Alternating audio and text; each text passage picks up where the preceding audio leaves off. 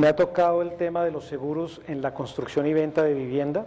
Es un tema complicado porque es un tema o está derogado o no fue aprobado por el Congreso. Entonces es un tema que todavía está en cocción, por decirlo de alguna manera. Esta presentación está dividida en dos partes.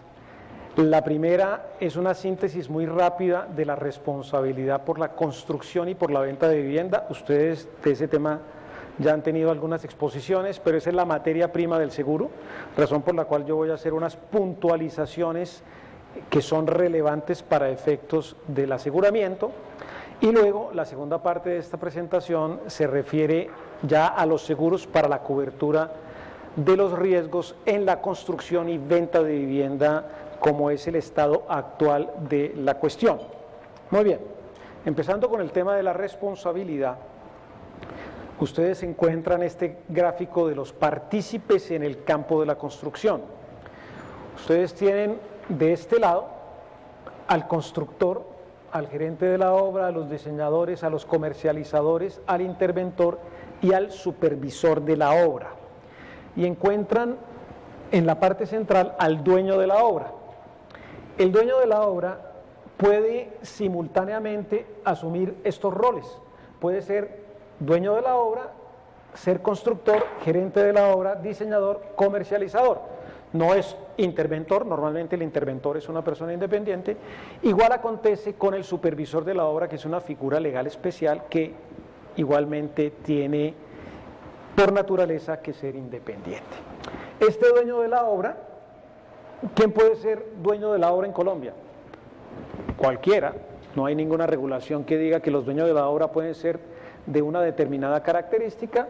Puede ser una persona natural, una persona jurídica o la sociedad proyecto, que es aquella que nace para ejecutar el proyecto y una vez termina, se disuelve, se liquida y después nadie se acuerda de ella, salvo que haya problemas, y cuando uno va a hacerlos efectivos no encuentra absolutamente nada. Y hay un partícipe que es muy interesante, que son las fiduciarias, que son los vehículos jurídicos que en un número importante de proyectos se utilizan para su finalidad. Este dueño de la obra, si no es el constructor, sino que requiere un constructor externo, celebra un contrato que es la línea negra, que es un contrato de ejecución de obra. Y obviamente hace contratos, que son las líneas rojas, de prestación de servicios que tienen una regulación distinta con los distintos partícipes. Esa puede ser una de las formas como se desarrolla el proyecto, pero hay N formas posibles. Puede ser que el dueño de la obra haga un contrato con el constructor y sea el constructor el que a su turno haga subcontratos. Eso depende de cada proyecto y cada proyecto tiene sus propias particularidades, razón por la cual cuando uno se enfrenta a un caso tiene que evaluar cuáles son las relaciones jurídicas concretas que tiene el mismo. El dueño de la obra, una vez la termina, la vende, él como propietario es el vendedor, y aquí está la línea verde, que es un contrato de compraventa de inmuebles. ¿A quién se lo vende? A un comprador, y este a su turno puede vendérselo a otro, que es un subadquirente, y así sucesivamente. O si el vehículo jurídico que se utilizó es una fiduciaria, el contrato es distinto, es un contrato de restitución por beneficio de área, que no es un contrato de compraventa, es un contrato de naturaleza distinta en donde aparece la fiduciaria. Esos son básicamente, grosso modo, los partícipes que hay en un proyecto de construcción y venta de vivienda. Y obviamente uno tiene que tener claro cuáles son las responsabilidades aquí de cada quien y cómo estas han venido variando y hoy son distintas en el Estatuto del Consumidor. Y esto es importante porque si estamos hablando de un seguro de responsabilidad, uno tiene que saber, bueno, y cuáles son los responsables que está cubriendo la respectiva póliza. Muy bien. El dueño que es este. Vamos a hablar del dueño y del constructor. El dueño es el titular de la propiedad y por lo tanto va a ser vía accesión el dueño de la obra, el dueño de la construcción, y por lo tanto va a ser quien ostente la calidad de vendedor. es el titular de las licencias de urbanismo y de construcción. Como dijimos, puede ser simultáneamente constructor, gerente, diseñador, comercialización, o estos pueden ser distintos, depende de la estructura que se maneje. En materia de vivienda es el enajenador y por lo tanto se tiene que registrar como tal, y los proyectos se estructuran de manera diversa. El constructor, por su parte, ¿quién es? Es el mismo dueño si el dueño construye para sí. Hay empresas que adquieren los bienes y simultáneamente construyen. Hay otros que tercerizan la construcción. Si se terceriza, el constructor se obliga a ejecutar la obra y celebra un contrato de ejecución de obra material que tiene una regulación especial en el Código Civil, y ese constructor responde frente al dueño en caso de ruina o vicio de la construcción. Y usualmente el constructor subcontrata materiales, mano de obra, etcétera, etcétera. Depende de cómo cada quien organice el respectivo proyecto. En esa estructura, el dueño, ¿qué es frente al constructor? Es el cliente del constructor y es, por decirlo así, la víctima de los daños que pueda ocasionar el constructor, porque el constructor responde frente a él por los vicios de la construcción y por la ruina de la edificación. Eso se sigue manteniendo, pero el dueño del dueño de la obra, que es quien vende además, que en la estructura original del Código Civil era una víctima, cambia de rol, ya lo vamos a ver en el Estatuto del Consumidor, y todos los demás además empiezan a cambiar de rol por el resumen que ustedes ven en la pantalla. Estos son los nuevos conceptos que trae el Estatuto del Consumidor. Aquí está el concepto de consumidor o usuario, no lo voy a leer porque si no, no salimos de aquí. Producto es todo bien o servicio, esa es la definición que trae la ley 1480, que es el nuevo Estatuto del Consumidor. Pero producto defectuoso es solamente los bienes, ¿sí? Cuando uno compra una estufa, si uno le da la vuelta a la perilla, ¿qué debe ocurrir? Debe prender la llama y uno debe ser capaz de cocinar. Eso es el adecuado funcionamiento. Para eso existe una cosa que vamos a ver ahora, que es la garantía de calidad y de correcto funcionamiento. Pero una cosa distinta es si la señora le da vuelta a la perilla y la estufa explota, ¿sí? Y le causa un daño a ella. Ahí estamos hablando de un producto defectuoso que causa un daño y genera una responsabilidad especial. Las estufas explotan y los edificios colapsan, ¿sí? Y causan daños, razón por la cual una edificación defectuosa es un producto defectuoso a la luz del Estatuto del Consumidor. Y hay dos nociones muy interesantes que son la noción de productor y la noción de proveedor, ¿sí? Productor es el dueño, el que diseña, el que produzca, el que fabrique, el que ensambla, y proveedor o expendedor es el que ofrece, suministra, distribuya o comercialice. Con base en esos conceptos, ¿cuál es el nuevo mapa? ¿Quiénes son productores? Primero, el dueño, el constructor, el gerente de obra, el diseñador y los demás profesionales que participaron. ¿Y cuál es la relevancia? Que todos ellos responden solidariamente frente al consumidor, ¿de acuerdo? Y responden no solamente por la garantía de calidad, sino responden solidariamente en caso de que el producto sea defectuoso y cause daños. El comercializador, estos son todos los que participan en la cadena de producción, por decirlo así, ¿sí? Ahora, hay quienes participan en la cadena de la comercialización. Todos esos comercializadores se califican de proveedores o expendedores. Pues bien, ¿qué ocurre con ellos? También responden solidariamente, tanto por la garantía como por la responsabilidad derivada de producto defectuoso. Y finalmente encontramos los consumidores. Consumidores son el comprador inicial de la vivienda, el subadquirente, el arrendatario o el habitante. En la síntesis de esto es que el Estatuto del Consumidor amplió enormemente el espectro de responsables o de deudores de las garantías de calidad y de correcto funcionamiento, y obviamente consolidó la noción de la figura de consumidor para efectos de que estos tengan la titularidad de los derechos y hacerlos exigibles en relación con todos los productores y todos los proveedores. Eso quiere decir que en caso de que haya un problema en un edificio, ¿quién responde? Todos solidariamente, el que vendió, el que diseñó, el que comercializó, el que hizo la gerencia de obra, el que construyó y el dueño de la obra, y todos responden solidariamente. El dueño de la obra ya no es una víctima como en la estructura original del Código Civil, que decía, no, el que responde es el constructor, yo soy el dueño, él responde de todo. No, ahora el dueño responde solidariamente y compromete su responsabilidad. Obviamente las firmas que participan en esto deberían verificar sus modelos de arquitectura jurídica de cómo están operando en el mercado para efectos de saber cuáles son las responsabilidades y los patrimonios que están exponiendo en cada proyecto respectivo. Muy bien. Hay una responsabilidad durante la construcción, hay una responsabilidad después de la construcción. Durante la construcción es una actividad peligrosa que está regulada por ese artículo del Código Civil y responde el constructor, aunque también se hace extensible al dueño. Si a un transeúnte le cae un ladrillo durante la construcción, ese es el régimen de responsabilidad que se aplica, que es un régimen de responsabilidad objetivo o al margen de la culpa.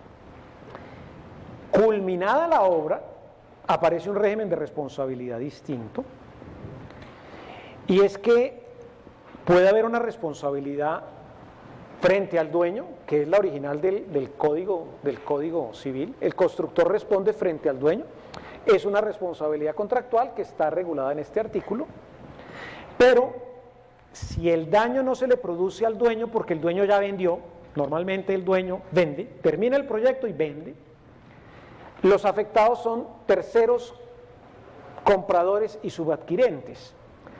El constructor responde en el campo extracontractual con base en este artículo por el mismo tiempo. Pero quien responde es el constructor frente a terceros, no el dueño. Pero con base en el Estatuto del Consumidor, ¿quién responde? No solamente el constructor, el dueño, el que hizo la gerencia de obra, el que hizo el diseño, etcétera, etcétera, etcétera, etcétera. ¿Sí? Muy bien. Si pasamos a la venta, no a la construcción, el capítulo de la construcción ya lo terminamos, sino pasamos a la venta, ¿cuál es el régimen de responsabilidades derivados del contrato de compra-venta de inmuebles? El que responde es el dueño frente al comprador. Hay una garantía en el terreno contractual por vicios ocultos, una responsabilidad, perdón, no es una garantía, es una responsabilidad por vicios ocultos por 6 meses. Yo he leído muchas sentencias desde hace muchos años y no he visto la primera sentencia que hable de vicios ocultos. Yo no sé si ustedes la han visto. Eso es algo que está escrito en el código, pero eso no funciona en la práctica porque es tremendamente complicado de probar. Razón por la cual eso no se ha traducido realmente en una protección a un consumidor. ¿De acuerdo? Eso se quedó así. Y hay, en adición, una garantía de calidad y de idoneidad que da el dueño a los compradores y subadquirentes, que está prevista en el Código de Comercio, que tuvo una regulación inicial en el Estatuto del Consumidor anterior. El Estatuto del Consumidor es del año 82, es una garantía por 2 años de calidad y de idoneidad. En la práctica, pues existía, pero desde mi conocimiento no fueron muchos los casos que en realidad se presentaron, pero existía como garantía. Muy bien. ¿Qué ocurre con el nuevo Estatuto del Consumidor? Pues ya lo dijimos. Dijimos que hay unos nuevos partícipes, hay unas nuevas nociones y hay unos nuevos regímenes de obligaciones y de responsabilidades. El primero, ¿cuál es? La garantía legal de calidad, idoneidad, seguridad y de buen funcionamiento. Están en el decreto, en la ley 1480 del año 2011, que es el Estatuto del Consumidor, y que ya fue reglamentada. a través del decreto 735, el titular del derecho es el consumidor, ya no es el dueño. El dueño ya no le puede reclamar al constructor vía la garantía. Él no es el sujeto protegido, él es ahora el Paganini, él ya expone su pellejo empresarial en relación con el tema de las garantías, ya específicamente en el tema de los inmuebles. ¿Cuáles son las garantías? Para bienes inmuebles, acabados y líneas vitales 1 año, estabilidad 10 años. ¿Sí? Esto quiere decir que esto derogó este artículo del Código Civil. ¿Sí? Porque si el tercero comprador o subgerente pueden demandar al constructor con base en el artículo 2351 del Código Civil por 10 años, ¿sí? También pueden exigir la garantía de calidad, idoneidad, seguridad y buen funcionamiento por estabilidad durante 10 años. Pues son 2 mecanismos de protección. Esto no está derogando el régimen general de la responsabilidad del Código Civil. Está creando un mecanismo adicional que puede utilizar el consumidor. ¿Ustedes cuál utilizarían? Este es mucho más efectivo, ¿sí? Además, porque aquí el juez es la Superintendencia de Industria y Comercio, no es el juez civil del circuito, ¿sí? Y obviamente el criterio de la Superintendencia es mucho más proteccionista que el del juez civil del circuito, y además normalmente en la Superintendencia de Industria y Comercio no hacen paro y las cosas no se demoran tanto y bla bla bla bla bla bla bla bla bla. Podemos quedarnos después hablando de otras cosas, ¿sí? De la vergüenza de la Administración de Justicia en Colombia, eso da como para 10 tomos. Bueno, muy bien. ¿Quién responde solidariamente de la estabilidad por 10 años? El productor y el proveedor. ¿Y esos quiénes son? Todos los que vimos. Eso quiere decir que aquí el consumidor va a disparar con escopeta de regadera. ¿Por qué? Va a demandar a todos solidariamente. ¿Sí? Y ahí hay una preocupación porque el que hizo el diseño hidráulico va a responder solidariamente de un problema de estabilidad que no tiene nada que ver con la red hidráulica, ¿sí? Ahí hay un tema por dilucidar en relación con esa responsabilidad solidaria establecida al bulto, porque dice todos los que participaron. Uno en ese caso tendría que ser muy cuidadoso en examinar el alcance de la responsabilidad.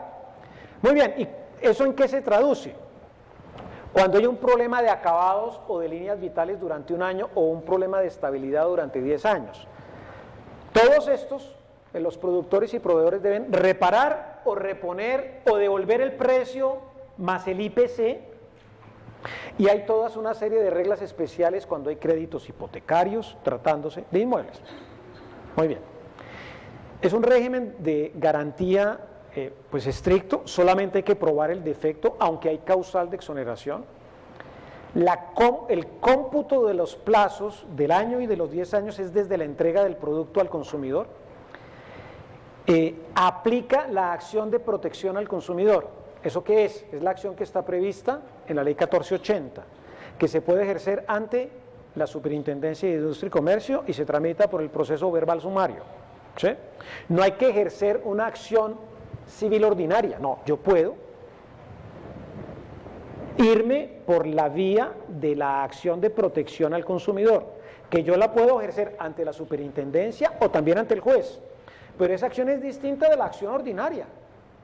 Aquí hay un mecanismo preferencial para debatir los litigios. La superindustria tiene facultad jurisdiccional. ¿Y qué pasa con los otros perjuicios? Eso sí requieren un proceso ordinario. Entonces, los dueños del space pues pueden ejercer la garantía, si es construido después del año 11, aunque hay un problema de aplicación de la ley en el tiempo, de eso no vamos a hablar. Pueden ejercer la acción de protección al consumidor contra cualquiera de esos partícipes, pidiendo que la reparación, la reposición o la devolución del precio más IPC. Ah, contra todos. Ah, pero es que también en el colapso se dañaron los 2 carros del propietario. ¿Eso hace parte de la garantía? No, no hace parte de la garantía. Para eso hay que iniciar un proceso aparte, ¿de acuerdo? Igual para quienes no tienen la calidad de consumidor. Muy bien. Y es un régimen preferente frente al régimen común, no deroga el régimen común, complementa el régimen común. El Estatuto del Consumidor es una norma transversal, algunos lo denominan la meganorma, ¿sí?, que cambió todo el régimen de obligaciones, contratos y responsabilidades de manera transversal en el Código Civil y en el Código de Comercio. Lo que pasa es que no nos habíamos dado cuenta de eso sino hasta ahora que están empezando a reglamentar. Cuando yo estudié Derecho, eso del Estatuto del Consumidor, eso nunca se veía. Eso. Había que ver vicios ocultos. Y entonces el profesor trataba de enseñarle que era un vicio oculto. Conmigo no lo lograron. Sin embargo, por fortuna no me lo preguntaron en el examen, pero ¿de qué me sirvió en la vida? De nada, porque el vicio oculto no funcionó y obviamente hoy va a funcionar menos. El vicio oculto sigue en el código, pero ese no sirve para nada, realmente. Muy bien. ¿Cuál es el segundo capítulo del Estatuto del Consumidor? Ya no la garantía de correcto funcionamiento, de que funcione y cumpla su finalidad, sino es la responsabilidad por daños causados por productos defectuosos, ¿de acuerdo? El titular es el consumidor, aplica para productos que sean bienes, incluidos los inmuebles, se refiere a los daños que causa el producto defectuoso, es el daño que causa el producto defectuoso a otro bien, no el daño a sí mismo. El daño a sí mismo, ¿dónde está cubierto? En la garantía anterior. Entonces, si ese bien produce otros daños, yo tengo que irme por esta vía. Igual, el régimen es muy parecido al régimen de responsabilidad, solamente hay que probar el defecto, aunque hay causales de exoneración. ¿Y quiénes responden? Solidariamente los mismos. ¿Sí? Entonces, todos los daños que se causaron a los mobiliarios de los edificios que colapsaron, o a los vehículos, o a los predios colindantes, ¿sí?, están regidos por este régimen de responsabilidad, en el cual no aplica la acción de protección al consumidor. Ahí hay que ejercer una acción ordinaria común, ¿de acuerdo? Entonces, aquellas personas que son víctimas de lo uno y víctimas de lo otro tendrán que ejercer primero la acción de protección al consumidor ante la superintendencia o el juez en el proceso verbal sumario, y para lo otro la acción ordinaria. Muy bien. Esa es la síntesis de responsabilidades en el nuevo Estatuto del Consumidor, y pasamos al tema de los seguros. ¿Cuál es el mapa actual de coberturas de seguros que tengan que ver con la construcción y la venta de viviendas? Responsabilidad durante la construcción. Ese es un capítulo muy importante y cada vez más importante, y ahí abro un paréntesis. Colombia está madurando en el régimen de responsabilidad.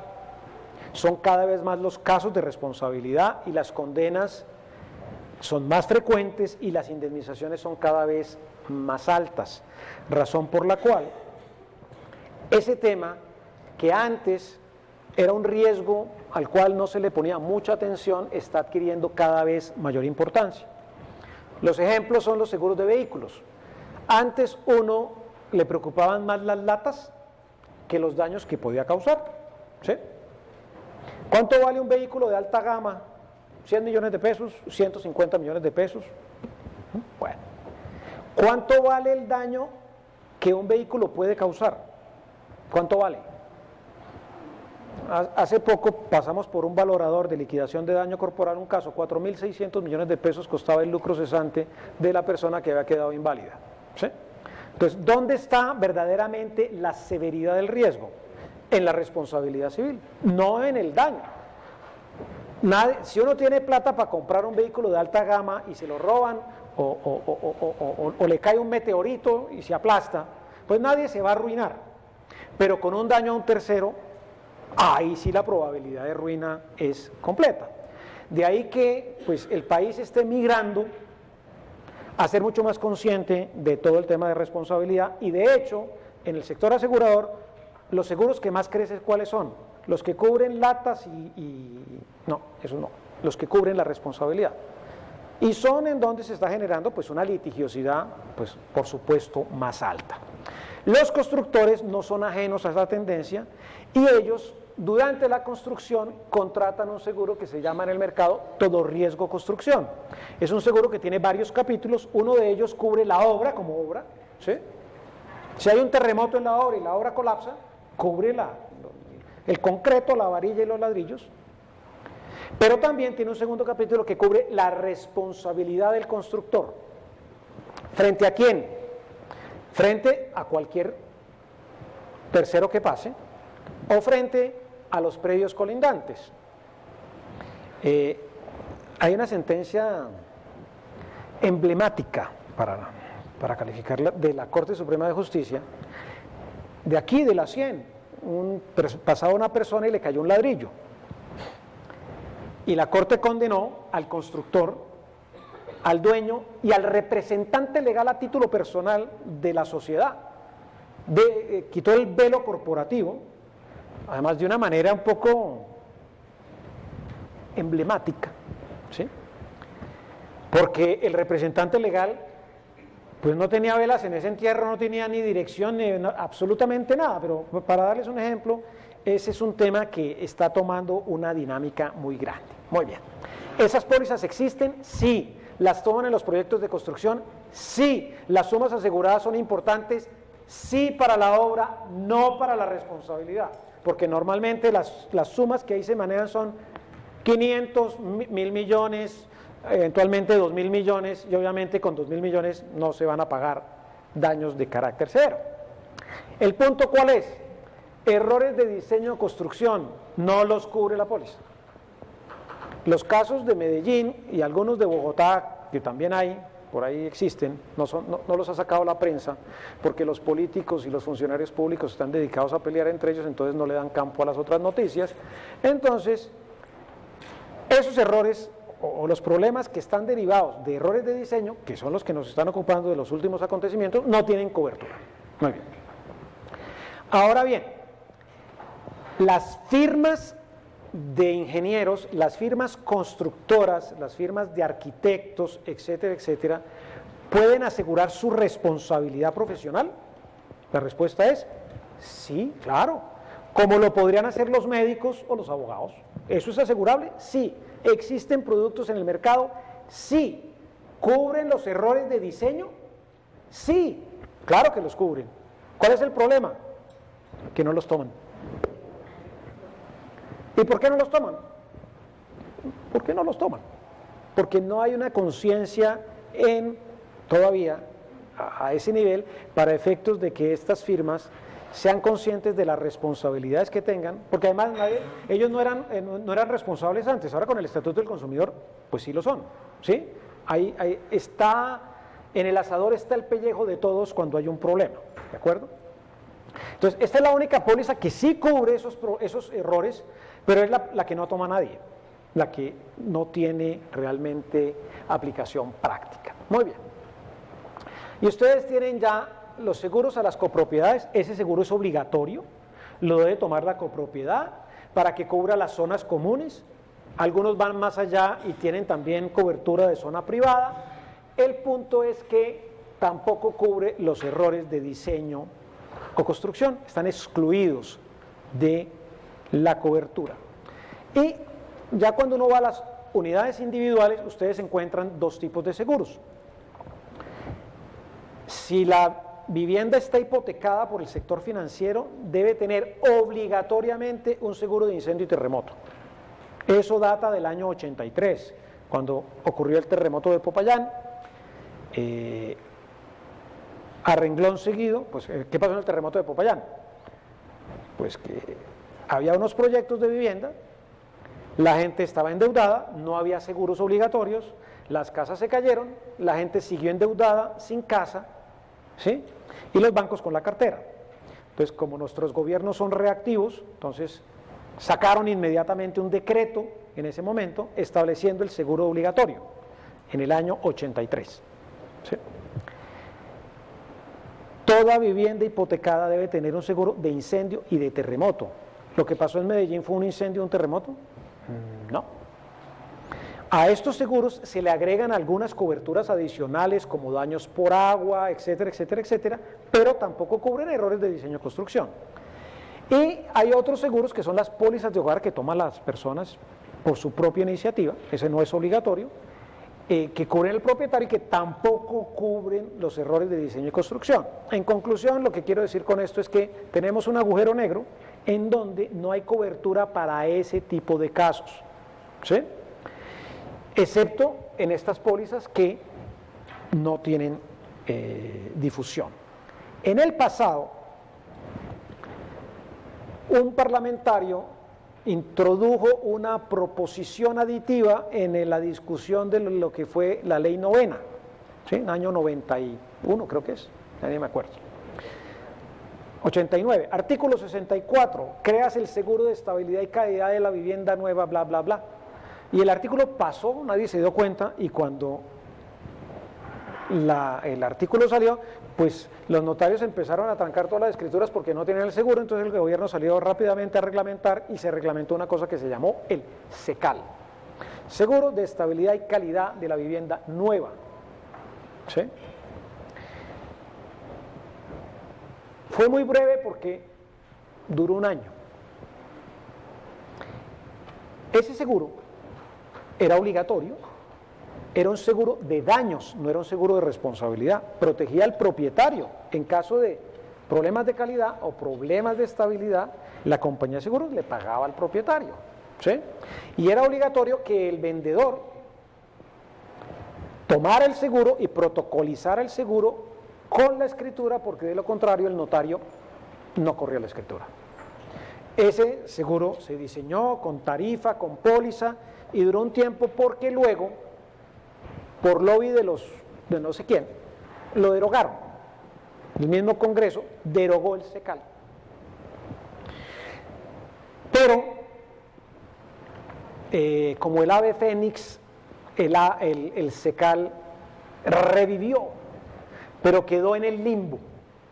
Aunque uno de los últimos papas dijo que el limbo no existía, pues el SECAL sí quedó en el limbo, es la prueba de que el limbo existe. ¿Sí? Muy bien. ¿Por qué quedó en el limbo? Porque resulta que alguien fue a la Corte Constitucional y le dijo: señores de la Corte, declaren inexequible la segunda ley, la que derogó el SECAL. Y la Corte dijo: me suena. ¿Por qué? Porque la Corte metió el tema dentro de los DESC. ¿Qué son los DESC? Para quienes no están familiarizados con ese tema. En el mundo del derecho moderno hay una cosa que se llaman los derechos económicos, sociales y culturales, ¿sí? Son aquellos que tienen contenido prestacional, son de segunda generación, ¿sí? Y que requieren normalmente de un componente económico para hacerlos realidad. Entonces la Corte dijo: el SECAL hace parte de los derechos económicos, sociales y culturales porque protege a los propietarios de la vivienda. Es una conquista en el campo de los DESC. Y dice: sí, eso suena lindo. Lo que pasa es que en los DESC hay un principio que es el principio de la no regresividad. ¿Eso qué quiere decir? Que cuando el Estado, cuando un país ha hecho un avance, ha hecho una conquista, no se puede devolver, porque es inconstitucional. Entonces la Corte dijo: quitar el SECAL es inconstitucional porque le quita un derecho que era un avance de la gente. Y dijo: esa derogatoria es inconstitucional para la vivienda de interés social. Entonces partió el problema, dijo: vivienda de interés social debe tener seguro, los que no sean vivienda de interés social, defiéndanse como pueda. Esa fue la primera parte que dijo la Corte en su sentencia. Y la segunda parte dijo: y dispongo que el gobierno reglamente. Esa parte parece que no la escuchó el gobierno, porque yo no conozco que haya reglamentado el SECAL para la vivienda de interés social. No la reglamentó, ¿sí? No sé si en Medellín haya viviendas de interés social afectadas, porque Si hay viviendas de interés social afectadas, ¿cuál sería la situación? Que no tienen la protección de un seguro por culpa de ¿quién? Pues del gobierno que no reglamentó. Las que son distintas a las de interés social, la responsabilidad del Estado, que creo que alguien les habló de eso, tendrá otras fuentes, pero si hay viviendas de interés social, ahí hay una clarísima fuente de responsabilidad del Estado. Y ese es el statu quo hoy. Tenemos un SECAL en el limbo, ¿sí? Entonces cuando el hijo de ustedes les pregunte ¿qué es el limbo?, ustedes le echan este cuento y les garantizo que no va a entender nada, pero bueno, ustedes van a quedar muy bien de esto. El gobierno, como somos reactivos, ¿cierto? Entonces aquí uno, se nos inundó, se secó la Guajira. Ah, pero es que allá hay una represa, pero faltan los tubos. Entonces, hay un plan especial para poner los tubos, ¿sí? O para hacer, pues como somos reactivos y mediáticos. Entonces el gobierno, a raíz de todo lo que pasó en Medellín y lo que está pasando en Bogotá, presentó un proyecto de ley para establecer un seguro obligatorio. Y este seguro, pues debería sustituir al SECAL en el limbo. Muy bien.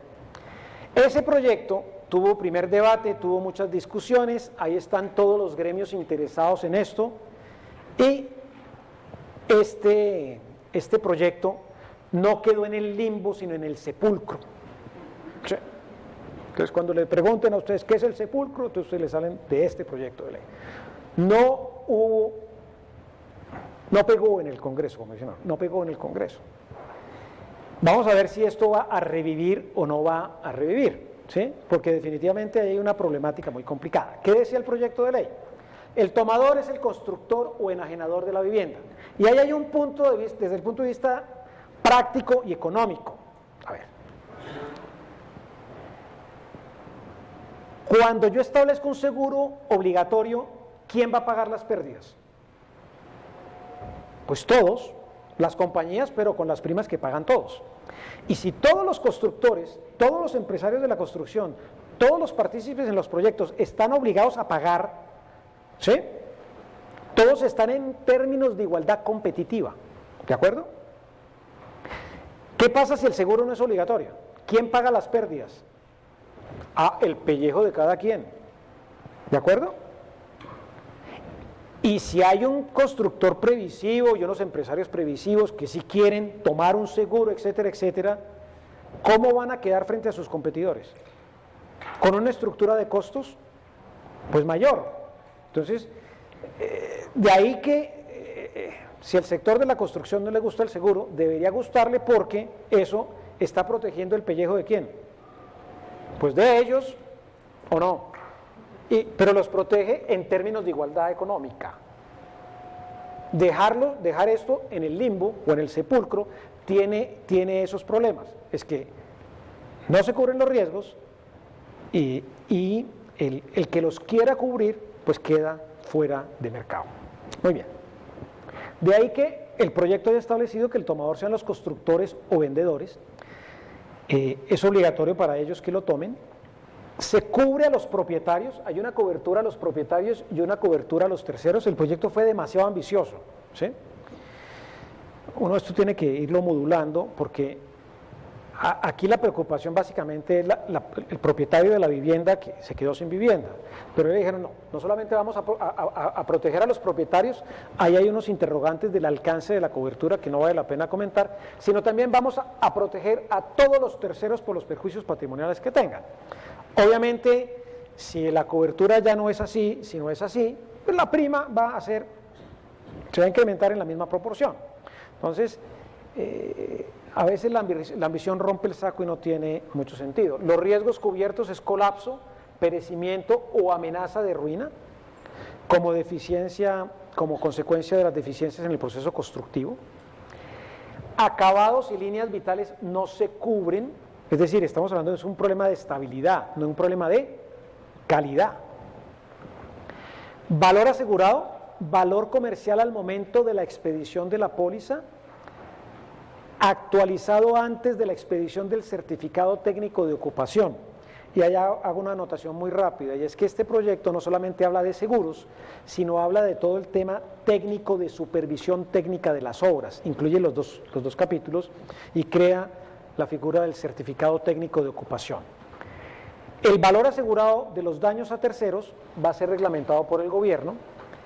El valor asegurado, como esto debe durar 10 años para que cuadre con el régimen de responsabilidad, el valor asegurado se ajustará anualmente con base en el indicador índice de valoración predial. Uno está acostumbrado al IPC, pero no, aquí les dio por el IVP, índice de valoración predial. La vigencia 10 años y el texto de la póliza lo establecerá el gobierno con sus garantías y exclusiones. Hay unos mecanismos de control de la obligación de aseguramiento. Eso quiere decir que hay un primer control, y es que la póliza no se compra al finalizar el proyecto, sino se compra al principio del proyecto, porque el supervisor técnico debe verificar la existencia de la póliza al momento de firmar el acta de inicio de obra. Si no, ninguna obra puede empezar. Se compra al principio, y es el primer control. Y el segundo control es en la protocolización. Hay que protocolizar la póliza y el recibo de la prima como requisito del reglamento de propiedad horizontal y de las escrituras. O sea, hay un doble control en esta materia. Hay una prohibición a las aseguradoras de pedir peritazgos o condicionar la expedición del certificado de entrada en vigencia. Las aseguradoras deben basarse en la supervisión técnica. La póliza es irrevocable, es decir, la compañía si entró, la expidió, quedó comprometida. Mientras dura el proyecto, y una vez entregado, cada certificado dura 10 años, ¿de acuerdo? Y el régimen general es del Código de Comercio. Este proyecto no se definió, no definió el tipo de seguro, y no lo definió y dijeron, eso dejémoslo para la reglamentación. ¿Y eso qué quiere decir? Que teóricamente hay dos posibilidades, que el seguro sea de daños o que el seguro sea de responsabilidad. Ahí están las características que podría tener cada una de estas alternativas. ¿Qué le interesa al dueño de la vivienda? Pues que le paguen los daños, ¿cierto?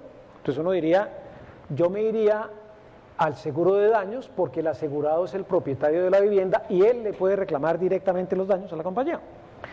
Pero si uno dice, no, aquí uno quiere proteger al constructor y al vendedor, el seguro tiene que ser de responsabilidad, porque los seguros de responsabilidad protegen el patrimonio del responsable. Obviamente la víctima, los propietarios de las viviendas, tienen acción directa contra la compañía de seguros. Por supuesto, al sector de la construcción le interesa que el seguro sea un seguro de responsabilidad, ¿de acuerdo? De ahí que el proyecto no haya tomado partida, sino dejó las dos alternativas como posibles. Las coberturas son distintas. Aquí la cobertura es daño al inmueble, porque es una cobertura de ladrillos. La cobertura de daño es una cobertura de ladrillos, por decirlo así. La cobertura aquí son los perjuicios a propietarios y a terceros. El siniestro es distinto. El siniestro aquí es que haya colapso desde el punto de vista físico, ¿sí? En un seguro de responsabilidad civil, ¿cuál es el siniestro? La responsabilidad del constructor o del dueño. Entonces ahí es donde aparece un interrogante y dice, bueno, ¿cuánto dura un proceso de responsabilidad en Colombia? ¿Cuánto? Como dice Buzz Lightyear, al infinito y más allá, ¿sí? Muy bien. Entonces, las personas afectadas por el colapso de los edificios tienen que esperar hasta que el juez civil del circuito y luego el tribunal y luego la corte decidan si hay o no hay responsabilidad para que la aseguradora pague. Ahí hay un problema, y es que el seguro de responsabilidad, por su naturaleza, el siniestro no es la verificación fáctica de que el ladrillo se cayó. El siniestro es un juicio de valor de si el constructor o el dueño es o no es responsable. ¿De acuerdo? Ahí hay un problema. Por eso muchas legislaciones se van por el seguro de daños, algunos lo complementan con el seguro de responsabilidad. Si Colombia toma el camino de irse por el seguro de responsabilidad, habría que establecer algún mecanismo de protección a los afectados, porque de lo contrario terminaremos en tutela. ¿La tutela para qué está estructurada? Perdón, ¿para qué estaba estructurada? Para la protección de derechos fundamentales como un mecanismo excepcional, ¿cierto? ¿Eso es hoy así? No. Hoy hay 500.000 tutelas al año y sirve para muchas cosas. Caso 1.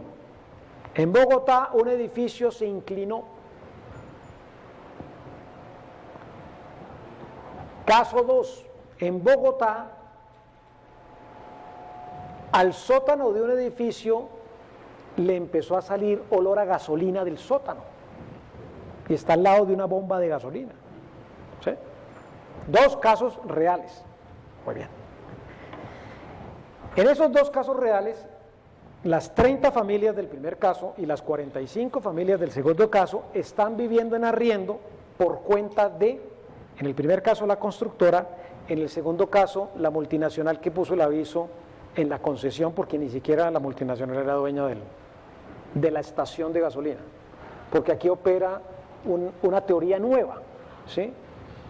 Que es la teoría del marrano gordo. No sé si usted la conozca. ¿No se las enseñaron en la facultad? No. ¿Sí?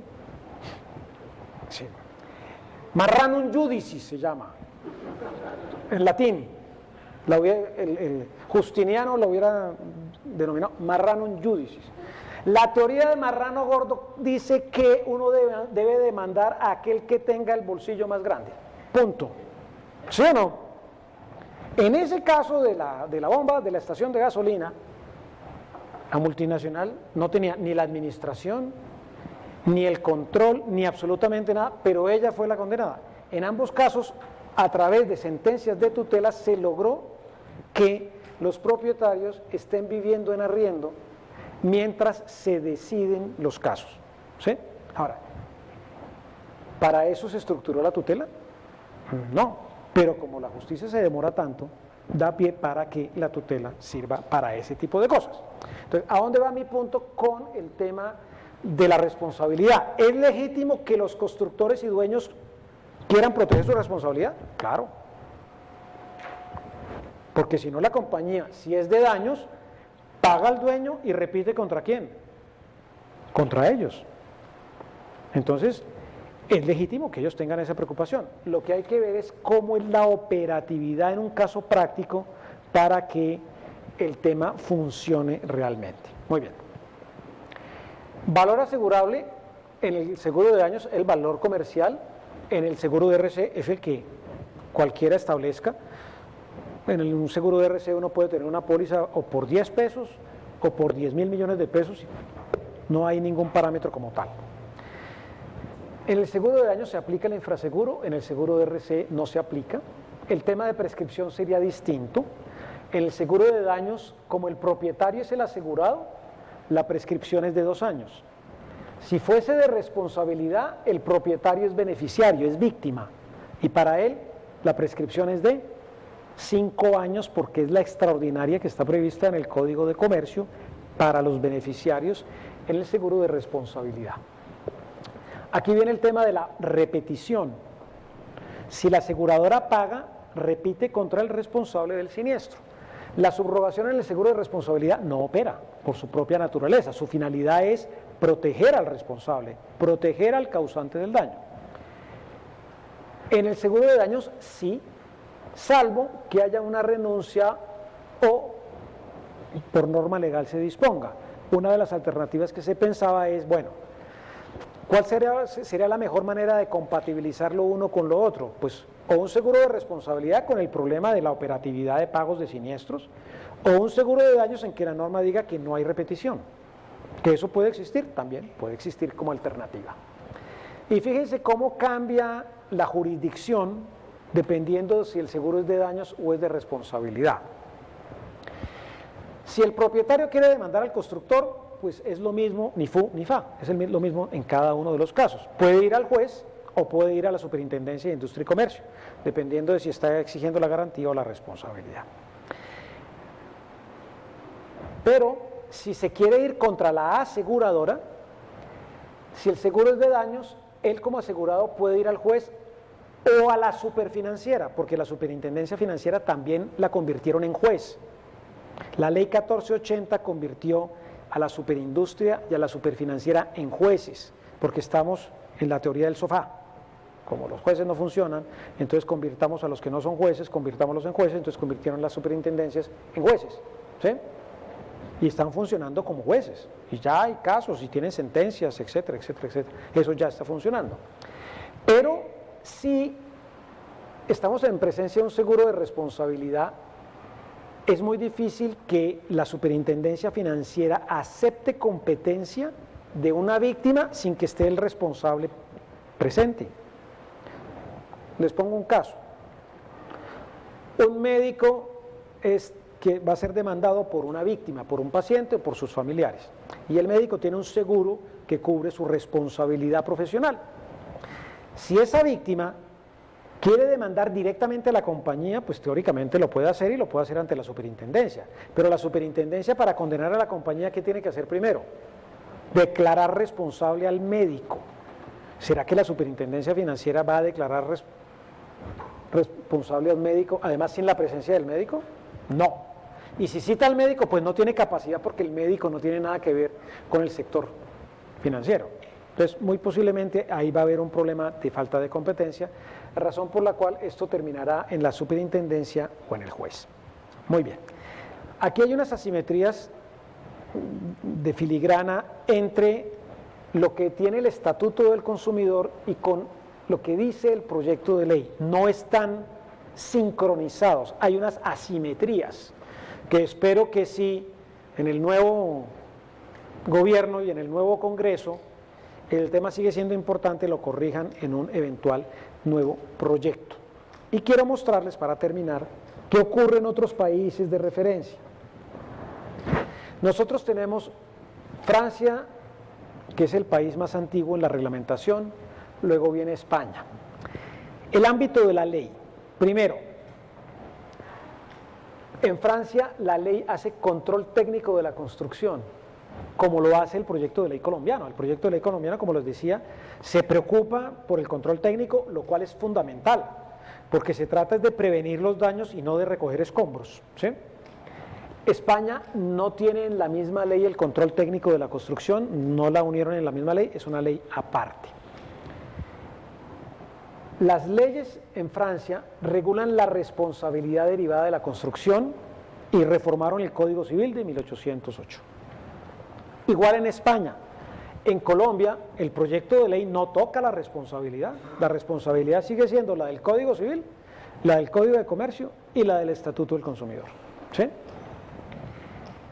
Sí regulan el seguro todas. En Francia el seguro obligatorio es de daños, como lo es en España. En Colombia no lo sabemos, porque como quedaba para reglamentación. ¿Y qué pasa con los seguros obligatorios de responsabilidad civil? Pues en Francia dijeron, pues para el dueño, para el propietario, los compradores hay un seguro de daños, y para los constructores hay un seguro de responsabilidad, y establecieron los dos como obligatorios, y funcionan desde la ley del año 78, la ley Spinetta, funcionan los dos. En España dijeron no, solamente uno de daños, no vamos a establecer un seguro de responsabilidad. En Colombia no sabemos si es lo uno o es lo otro. En Colombia el proyecto estaba solo para vivienda, en Francia y España son seguros que están establecidos para edificaciones en general. Ustedes en la presentación van a encontrar aquí, para no alargar esto, un resumen de las características de la responsabilidad en Francia, que es este, de los seguros en Francia, cómo funciona cada uno, igual la responsabilidad en España y los seguros en España, Con esto termino y les agradezco enormemente su atención. Si tienen preguntas, creo que hay una ronda de preguntas. Si tienen comentarios, igual. Si no hay ni lo uno ni lo otro, gracias de nuevo.